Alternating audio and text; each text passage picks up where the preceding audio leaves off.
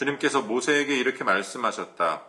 너는 미디안 사람에게 이스라엘 자손의 원수를 갚아라. 그렇게 하고 난 다음에 너는 조상에게로 돌아갈 것이다. 모세가 백성에게 말하였다. 당신들 가운데서 전쟁에 나갈 사람들을 무장시키시오. 미디안을 쳐서 미디안에 대한 주님의 원수를 갚아야 하오. 이스라엘 모든 지파는 각 지파마다 어느 지파도 예외 없이 1000명씩을 전쟁에 내보내야 하오. 그리하여 이스라엘 모든 족속에서 각 지파마다 1000명씩이 전쟁에 나가려고 무장을 하고 나섰는데 그 수는 12,000명이었다. 모세는 각 지파에서 1000명씩 뽑혀온 이들을 전쟁에 내보내면서 제사장 엘르아살의 아들 비느하스에게 성소의 기구들과 신호용 나팔을 들려 그들과 함께 전쟁에 나가게 하였다. 그들은 주님께서 모세에게 명하신 대로 미디안을 쳐서 남자는 모조리 죽여버렸다. 그들은 군인들만 죽였을 뿐 아니라 미디안의 왕들도 죽였다. 에위와 레겜과 수르와 후르와 레바 등 미디안의 5왕을 죽였고 부올의 아들 발람도 칼로 쳐 죽였다.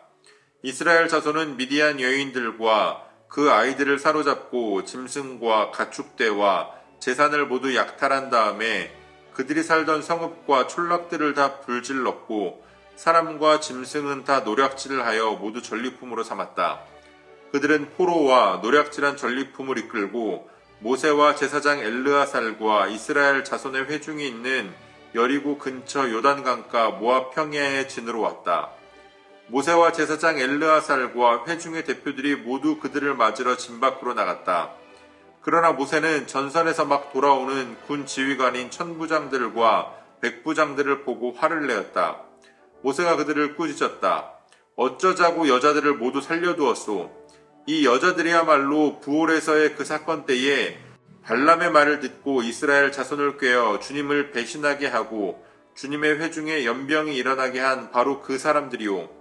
그러니 이제 아이들 가운데서 남자는 다 죽이시오.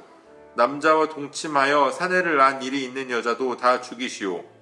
여자들 가운데서 남자와 동침하지 않아 사내를 난 일이 없는 처녀는 당신들이 차지할 몫으로 살려두시오.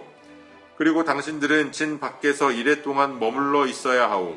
사흘째 되는 날과 이래째 되는 날에는 사람을 죽인 사람과 시체에 닿은 사람과 당신들만이 아니라 당신들이 사로잡은 포로들도 모두 부정탄 것을 벗는 예식을 올려야 하오.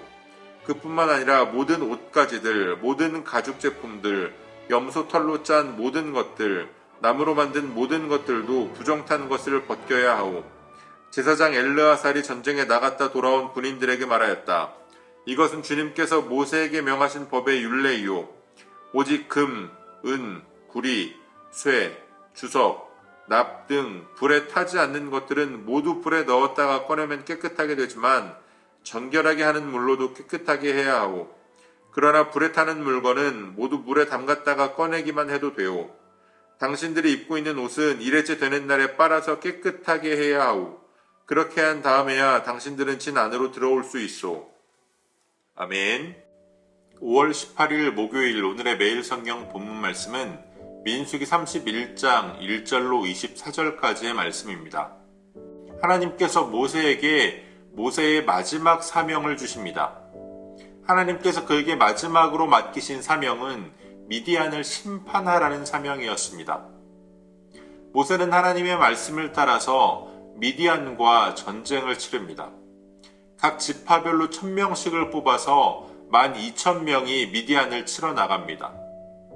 하나님께서 명령하신 하나님께서 주신 사명이었기에 당연히 그 전쟁은 승리로 끝나게 됩니다. 중요한 것은 모든 지파가 예외되는 지파 없이 모두 함께 참여했다라는 겁니다. 이것이 하나님께서 원하시는 신앙 공동체의 모습입니다. 하나님의 일을 이루기 위해서 어느 한 사람도 빠지지 않고 모두가 함께 동역하는 것, 그것이 바로 하나님의 영적 공동체입니다. 이스라엘이 그렇게 크게 승리를 거두고 많은 전리품들을 챙겨서 모세와 또 엘르아살과 온 회중들에게 돌아오는데 전쟁에 승리하고 돌아온 군인들을 향해서 모세가 화를 냅니다. 전쟁에 나갔던 군인들이 미디안의 여인들을 모두 포로로 잡아왔기 때문입니다. 애초에 하나님께서 미디안을 징벌하라, 미디안을 심판하라 이러한 사명을 주신 것은 미디안 여인들이 이스라엘 백성들을 유혹하여서 그들로 하여금 간음하게 하는 그러한 죄를 짓게 했기 때문입니다. 거룩한 백성 이스라엘을 타락하게 한 죄를 물어서 그들을 심판하라고 하셨는데 그 일에 주된 역할을 담당했던 여인들을 그대로 살려두고 진으로 데리고 온 겁니다. 물론 그 당시에 일반적인 그 전쟁의 역사를 보게 되면 이렇게 그 지방의 여인들을 포로로 잡아오는 것이 그렇게 잘못된 일은 아닙니다. 그런데 지금 모세가 그 일로 이들을 책망하고 있는 것은 그들의 전쟁이 단순한 전쟁이 아니라 죄에 대한 하나님의 심판이었기 때문입니다. 하나님은 거룩하신 분이시기에 어떤 조그만 죄의 싹도 남아있기를 원하지 않으십니다. 그래서 모세는 그들을 명하여서 아이들 중에도 남자들이 있다면 그들을 모두 처형하고 또 여인들 가운데 남자와 동침한 경험이 있는 여인들은 모두 다 죽이라고 명령합니다.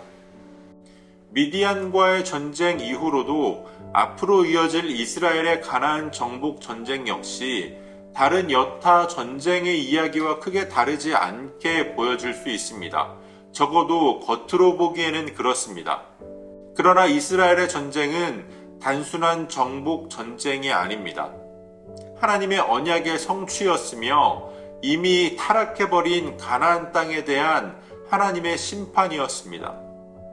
단지 영토를 늘리고 세력을 키우기 위한 정복 전쟁이 아니었다라는 겁니다. 오늘 우리가 이 땅을 살아가는 모습도 그렇습니다. 우리도 이 땅에서 여러 가지 직업을 가지고 다양한 모습으로 이 땅을 살아갑니다. 세상에서 살아가는 모습은 겉으로 보기에는 세상 사람들과 그리스도인들 모두 같은 모습으로 살아가는 것 같습니다. 그러나 우리의 목적은 달라야 합니다. 우리의 목적은 이 땅에서 우리가 하나님의 나라를 살아내는 것입니다. 하나님께 영광을 돌리는 것입니다. 오늘 이 땅을 살아가는 우리의 모습이 세상 사람들과는 구별된 동기와 목적을 가지고 하나님을 기쁘시게 하는 삶을 살 수 있는 하나님의 뜻을 행하며 살아갈 수 있는 저와 여러분들이 되어주시기를 소원합니다. 오늘도 우리에게 주신 본문의 말씀을 몇 차례 더 읽으시면서 여러분들에게 개별적으로 깨닫게 하시는 하나님의 말씀을 묵상하시고 또 각자가 깨달은 것들, 결단한 것들을 댓글로 함께 남겨주시면서 함께 은혜를 나눠주시기 바랍니다. 이제 조금 더 각자의 묵상 시간을 가지시고 각자의 기도로 오늘의 묵상을 마치겠습니다.